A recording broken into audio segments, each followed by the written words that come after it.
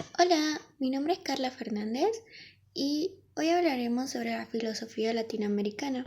Bienvenidos a un nuevo episodio de nuestro podcast.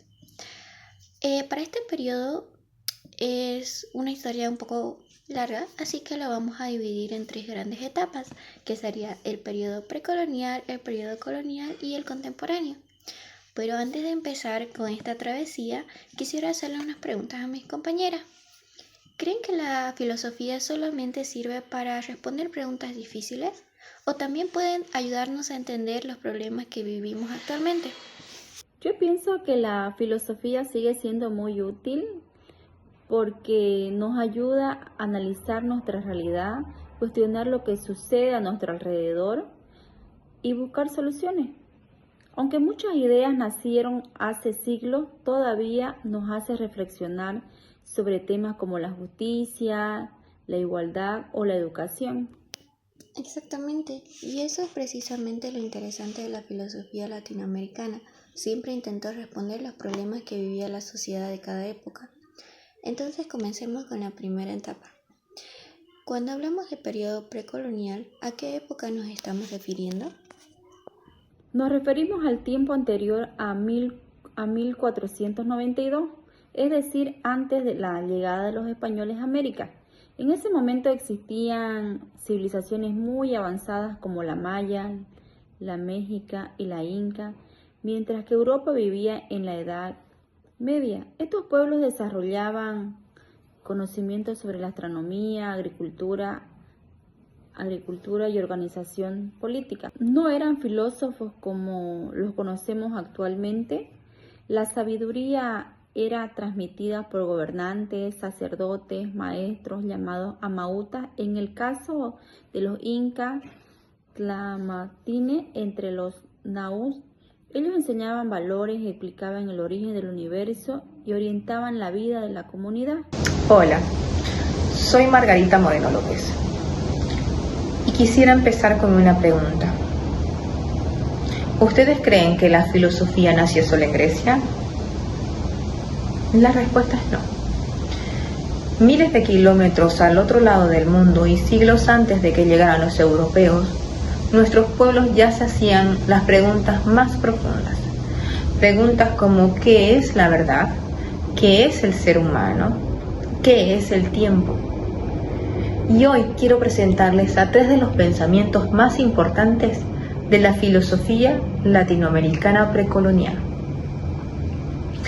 El primero es Nezahualcóyotl, el rey poeta de Texcoco, que vivió entre 1402 y 1472. Entre los nahuas a los filósofos se les llamaba Tlamatínime, es decir, los que saben algo.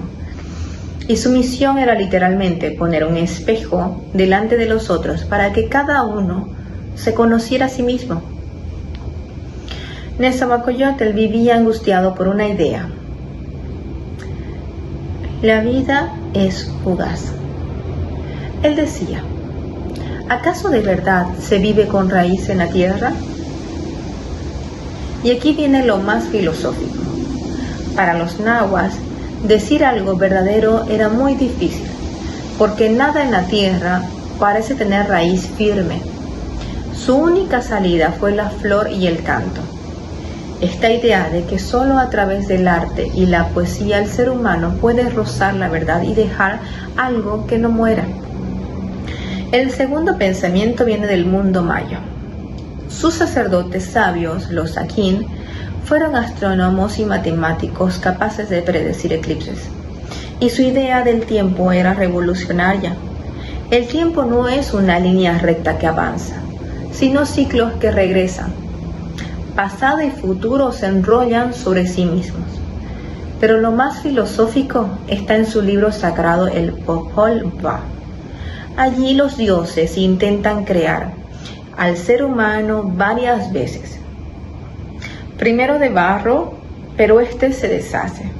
Después de madera, pero no tiene alma, no tiene memoria. Solo cuando lo hacen de maíz, el ser humano funciona. ¿Y para qué querían los dioses a ese ser? para que pudiera hablar, recordar y dar gracias. Es decir, para los mayas la razón de existir del ser humano es tener conciencia y agradecer. Somos literalmente tierra que aprendió a pensar. Y el tercer pensamiento es el andino de los incas, guardado por los amautas, los sabios del imperio. Su idea central es la complementariedad. Los opuestos no se pelean, se completan. El día necesita a la noche, lo masculino a lo femenino, lo de arriba a lo de abajo. Para ellos 1 más 1 no siempre da 2, a veces da 1 porque forman una sola unidad. De ahí nace el Aini, la reciprocidad. Yo te ayudo hoy, tú me ayudas mañana. Y con la Pachamama, la Madre Tierra, funciona igual. Le pido, pero también le devuelvo algo. Su ética entera nace del equilibrio. Y les voy a compartir un dato curioso. En quechua existe una sola palabra, pacha, que significa a la vez tiempo y espacio. Para los andinos el tiempo y el lugar no se pueden separar, son la misma realidad. Estos fueron 3 pensamientos, 3 culturas. Primero los nahuas y la fugacidad de la vida, luego los mayas y la conciencia, que agradece, y los andinos y la reciprocidad con todo lo que existe. Todos nos recuerdan que en América ya se filosofaba mucho antes de 1492 y que sus preguntas siguen siendo las nuestras. Bueno, en esta parte vamos a hablar sobre el periodo colonial. El periodo colonial surgió en el año 1492. Con la conquista comenzó una nueva etapa. Los españoles trajeron el cristianismo y nuevas formas de gobierno y también la educación europea. En este periodo aparecieron las primeras universidades de América, la cual podemos mencionar una de ellas fue Mayor de San Marcos, fundada el 12 de mayo de 1551, como también predominó la filosofía en esos tiempos. Bueno, y es importante destacar, ¿no?, que en esta época surgieron preguntas muy importantes. ¿Era justo el trato que recibían los pueblos indígenas? ¿Todos los seres humanos tenían los mismos derechos? Estas preguntas marcaron gran parte de la filosofía colonial. Y así es, uno de los principales defensores de los indígenas fue Bartolomé de las Casas. Él denunció los abusos cometidos durante la conquista y defendió que todos los seres humanos poseen la misma dignidad. Otra figura muy importante fue Sor Juana Inés de la Cruz. Ella defendía el derecho de las mujeres a estudiar cuando prácticamente no tenían acceso a la educación. Su frase más conocida dice: no estudio para saber más, sino para ignorar menos. En esta parte vamos a mencionar a otros personajes que fueron parte de los que defendieron a los indígenas. Entre ellos estaba Carlos de Sigüenza y Góngora, quien impulsó la ciencia y la astronomía en América, y a Francisco Javier y Clavijero, quien defendió el valor de las culturas de los indígenas cuando muchos europeos lo consideraban inferiores. Algo interesante es que durante esta etapa comenzó a surgir una identidad americana. Los filósofos empezaron a preguntarse si América debía seguir copiando las ideas europeas o construir una forma propia de pensar. Y esa pregunta será muy importante para la siguiente etapa. Continuando con el periodo contemporáneo, después de las independencias, los países de América Latina comenzaron a construir su propia identidad como naciones libres. Sin embargo, la independencia política no resolvió todos los problemas que ellos tenían. La religión continuó enfrentando grandes desafíos como la pobreza, la desigualdad social, las dictaduras y los conflictos internos que yacían dentro del país, y la falta de acceso a la educación para muchas personas. Ante esta realidad surgieron nuevos filósofos que ya no solo se preguntaban por el origen del mundo o de la naturaleza, sino que ellos buscaban comprender los problemas de la sociedad y ante ello proponer soluciones. y su objetivo de ellos pues era construir una sociedad más justa con igualdad de oportunidades y respeto para la dignidad humana. ¿No? También como mencionaba la compañera, yo puedo rescatar uno de los filósofos que es José Martínez, ¿no? Él sostenía que la educación era la base de la libertad, este filósofo pensaba así, ¿no? Y una de sus frases más icónicas que yo pude rescatar fue, ¿no? Que él decía, ¿no? Ser culto es el único modo de ser libre, ¿no? Entonces, wow, este filósofo, si nosotros nos basamos y nos concentramos en él, podemos encontrar muchas explicaciones también, ¿no? Más que eso, él era un escritor, ¿no? Era un filósofo, como dije, ¿no? Y líder de la independencia de Cuba, porque sí, él nació en Cuba, diré. Este filósofo, él pensaba que la educación era la mejor herramienta, ¿no? Para que las personas fueran libres, porque eso era, ¿no? Era la educación, decía él, era a nuestra libertad. Él no hablaba solamente de la libertad política, sino, podemos decir, que él hablaba de la libertad de la manera de pensar, tomar decisiones y defender, y no ser manipulado, sobre todo, porque él decía, no, nosotros tenemos una manera de pensar, entonces no podemos dejar que otras personas manipulen la manera de nosotros mismos de pensar. Entonces, en esa época donde él veía, ¿no? Que las personas, dependían, si le puedo decir así, de la manera de cómo pensaba otras personas. Entonces él decía, no, nosotros tenemos la manera de pensar y ser libre de expresar eso, ¿no? Entonces, esto hablaba el filósofo José Martínez, ¿no? Y como le dije, ¿no? La frase que era, ser culto es el único modo de ser libre. Él hablaba así, wow, esa era una frase icónica que yo la rescaté, eso, ¿no? Que significaba que una persona con educación tiene la capacidad para pensar por sí misma y es más difícil que otras personas, como dije, no la manipulen o la engañen. Esto hablaba el filósofo José Martínez un poco, le puedo explicar, ¿no? Exactamente, así también encontramos a José Vasconcelos, un filósofo, escritor y educador mexicano, quien propuso la teoría de la raza cósmica. En ella él sostenía que América Latina era un lugar donde convivían y se mezclaban diferentes culturas y pueblos, como los indígenas, europeos, africanos y asiáticos.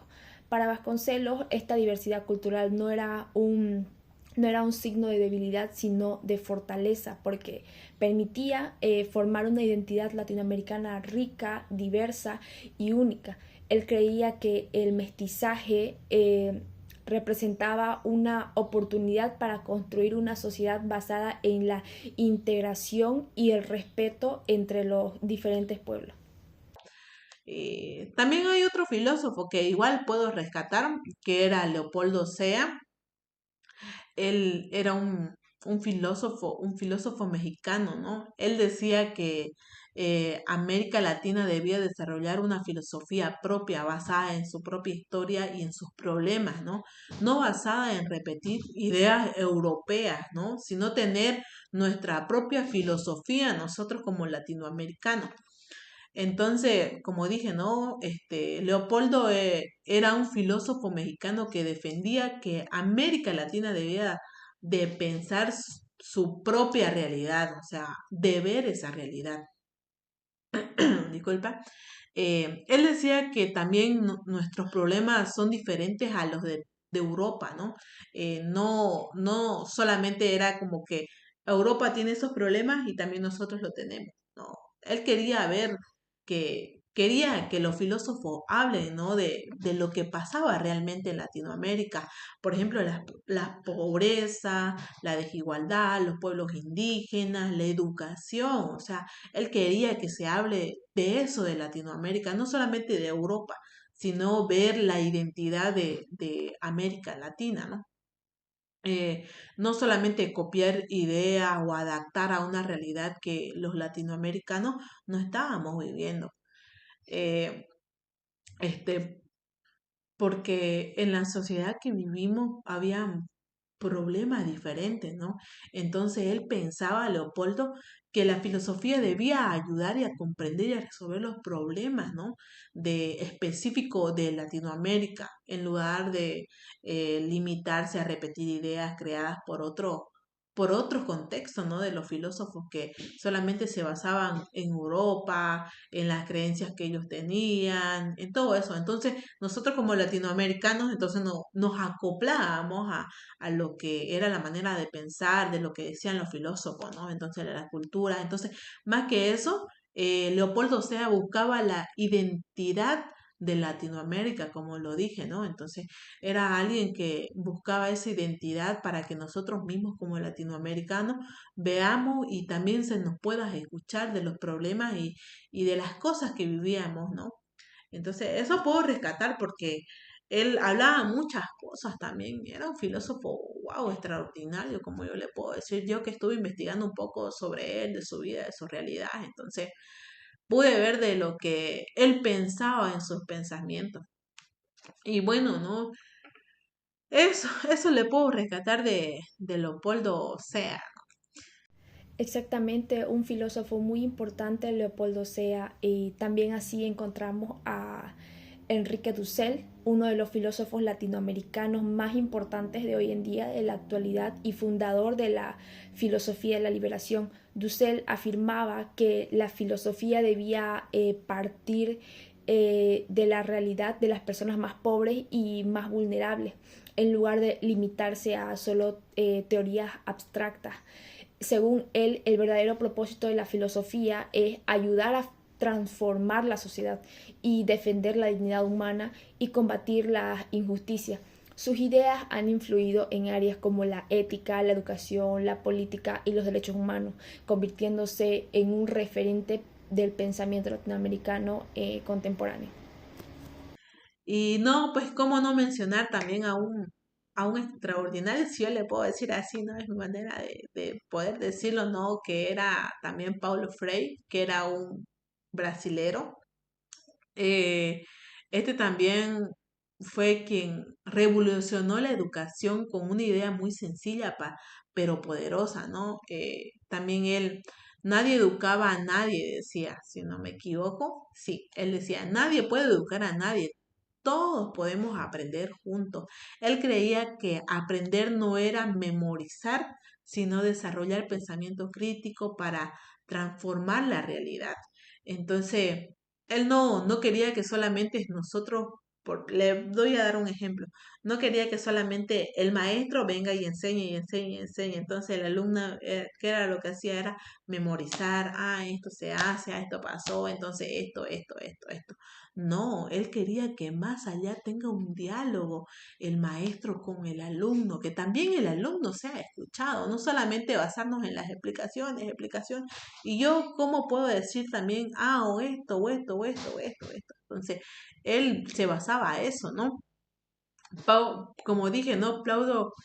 Paulo diré, Freire fue un educador brasileño, como dije, ¿no?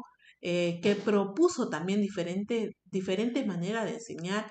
Él pensaba, si no me equivoco, sí, él pensaba que el aprendizaje se debía basar en el diálogo, como dije, ¿no? Entre profesor, alumno, y eso, ¿no? Entonces su objetivo era formar personas capaces de analizar su realidad y pensar críticamente y contribuir a la mejora sociedad, ¿no? Entonces, este filósofo, como le puedo decir, fue un filósofo que mucho aprendió también y también podemos mucho aprender de él, de los pensamientos.